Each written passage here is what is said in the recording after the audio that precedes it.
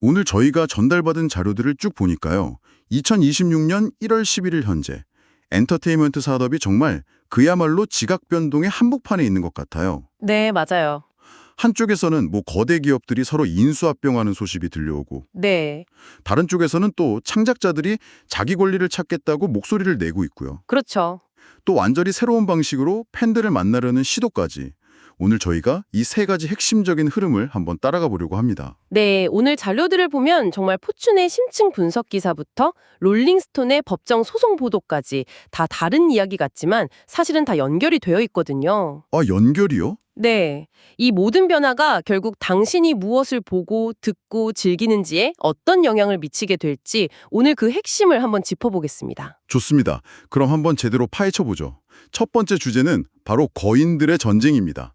모든 걸 집어삼키는 거인, 바로 넷플릭스 이야기로 시작을 해야 할 것 같아요. 네, 역시 시작은 넷플릭스죠. 포춘 기사를 보니까 정말 입이 떡 벌어지는 소식이 있더라고요.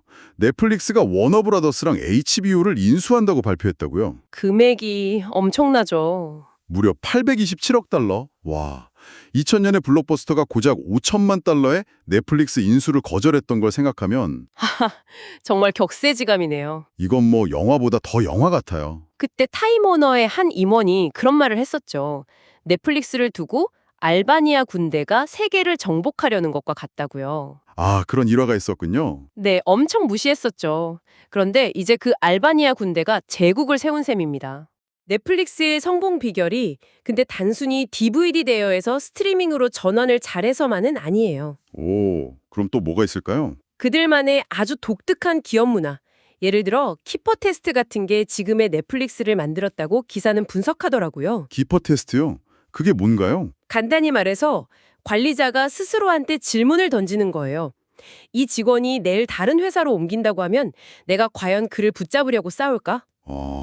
만약 대답이 아니오라면 그 직원은 최고의 성과를 내지 못하는 걸로 보고 아주 후한 퇴직금을 주면서 내보내는 거죠. 와, 듣기만 해도 살벌하네요.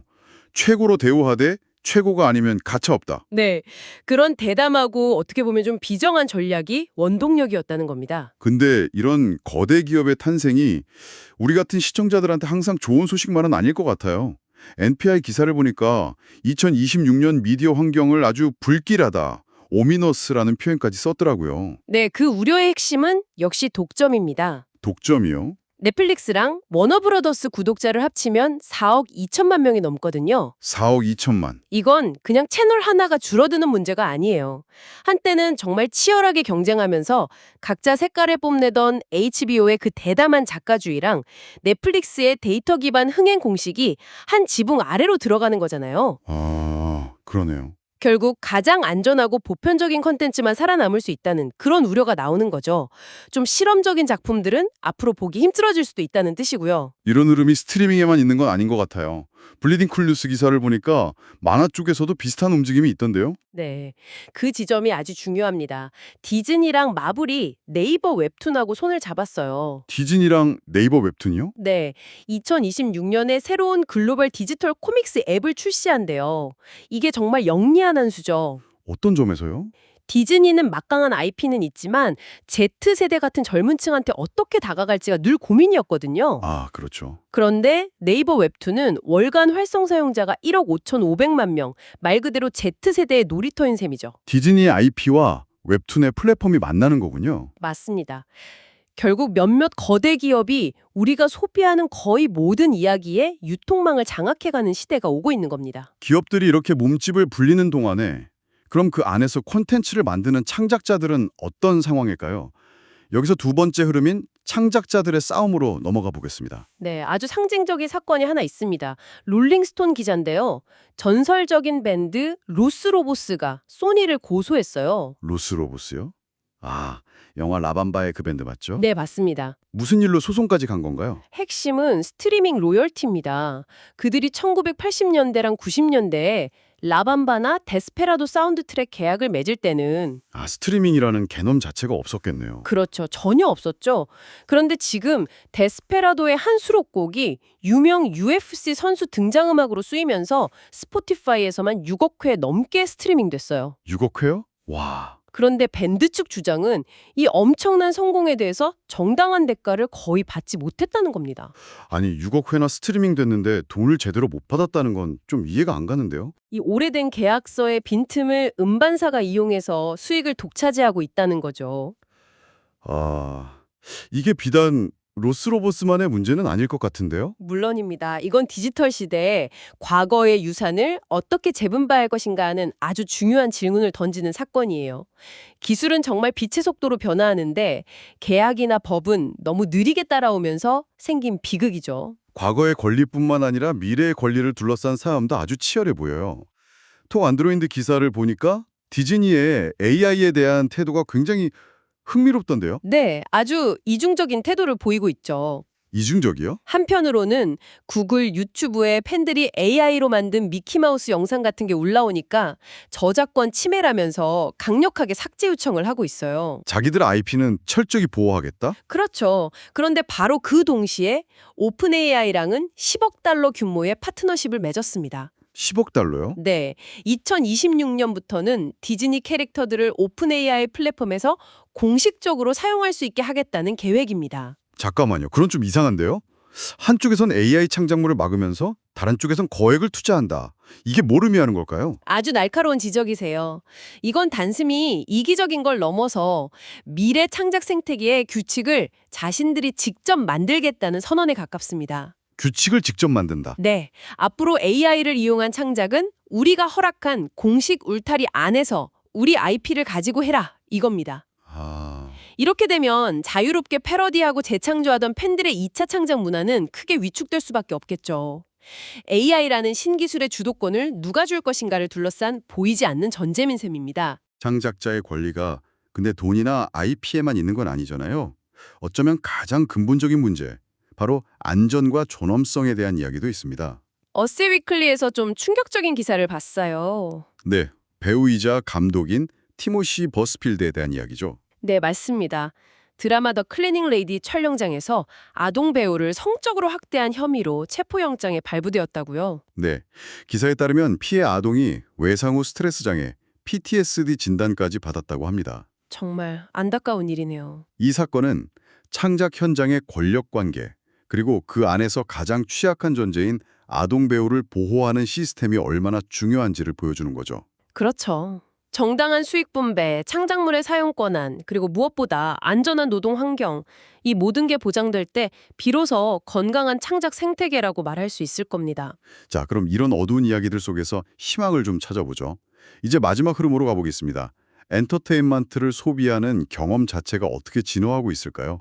네, 분명히 긍정적인 흐름도 있습니다. 오토스포츠닷컴 기사를 보면 모토스포츠, 모토GP의 변화가 아주 흥미로워요. 모토GP요? F1을 소유한 리버티 미디어가 모토GP를 인수했는데 이걸 단순한 레이스가 아니라 슈퍼볼 스타일의 종합 엔터테인먼트 축제로 만들려고 하고 있습니다. 아, 슈퍼볼 스타일이라면 경기 말고도 볼거리가 아주 많다는 뜻이겠네요. 정확합니다. 예를 들어 말레이시아의 세팡 서킷 같은 경우는요. 경주뿐만 아니라 콘서트, 테마파크, 호텔까지 아우르는 거대한 허브가 되겠다는 10년 계획을 세웠어요. 와, 스케일이 다르네요. 핵심은 하드코어 팬을 넘어서 가볍게 즐기는 캐주얼 팬들을 끌어들이는 겁니다. 이제는 컨텐츠 자체가 아니라 그 컨텐츠를 둘러싼 총체적인 경험을 파는 시대가 된 거죠. 단순히 경기를 보는 게 아니라 그날 하루를 통째로 즐기는 경험을 판다. 할리우드도 마찬가지인 것 같아요.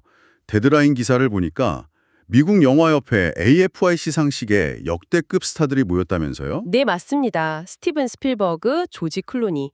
정말 대단했죠. 이 행사가 오스카 투표 직전에 열리거든요. 와, 타이밍이 절묘하네요. 그래서 경쟁보다는 영화에 대한 순수한 기쁨을 나누는 축제의 장 역할을 하면서 작품에 대한 긍정적인 분위기를 만들어냅니다. 그런 긍정적인 분위기나 경험이 또 다른 창작으로 이어지는 거군요. 바로 그겁니다. 그런 분위기 속에서 새로운 시도들이 나오죠. 블리딩 쿨 뉴스에 따르면 배우 주이 디샤넬이 요즘 가장 핫한 스튜디오 A24와 손잡고 새 시리즈를 준비 중이래요. 와, A24요? 정말 믿고 보는 스튜디오죠? 그렇죠. 레코드 가게를 배경으로 한 시리즈인데 여러 방송사랑 스트리밍 플랫폼이 이걸 따내려고 지금 치열한 입찰 경쟁을 벌일 예정이라고 합니다.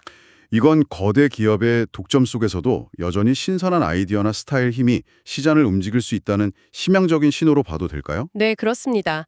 A24는 그 자체로 하나의 브랜드가 됐잖아요.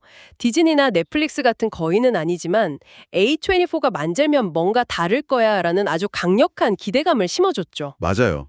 이런 기대감이 여전히 이 산업을 움직이는 중요한 힘이라는 걸 보여주는 좋은 사례입니다. 그리고 이런 기대감은 그냥 느낌이 아니라 실제 투자로 증명이 되는 것 같아요. 야후 엔터테인먼트 기사를 보니까 월스트리트 분석가들이 워너뮤직그룹 주가에 대해 아주 낙관적이던데요. 네, 2026년에 스트리밍 수익이 가속화될 거란 예측 때문이죠. 결국 경주장이든 시상식장이든 주식시장이든 모두가 다음의 경험에 투자하고 있는 겁니다.